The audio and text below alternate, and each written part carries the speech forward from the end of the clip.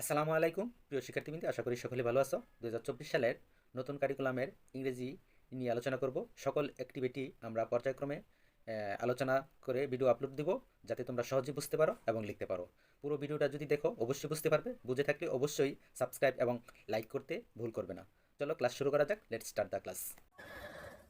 Present Bangladesh can be example of the progress the women have made in recent years.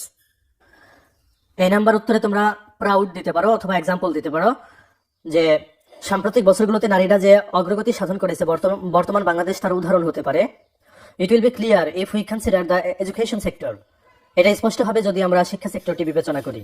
According to different sources in some areas female students are ahead of male students. কিছু কিছু এলাকায় মেয়ে শিক্ষার্থীরা ছেলে শিক্ষার্থীদের চেয়ে এগিয়ে আছে।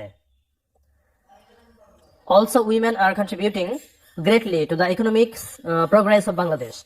এছাড়াও নারীরা বাংলাদেশের অর্থনৈতিক উন্নয়নে ব্যাপক অবদান রাখছে। They are working in almost every sector. তারা প্রায় প্রত্যেকটা খাতে অবদান রাখছে। And have been well appreciated for their work. এবং তাদের তাদের কাজের জন্য তারা প্রশংসিত হয়েছে। Now it's time to recognize their contribution and inspire women to participate in building a better Bangladesh. এখন নারীদের অবদানকে স্বীকৃতি দেওয়ার এবং একটি অধিকতর উন্নত বাংলাদেশ গড়ার জন্য অংশগ্রহণ করতে তাদের অনুপ্রাণিত করার সময় এসেছে। তো প্রিয় শিক্ষার্থী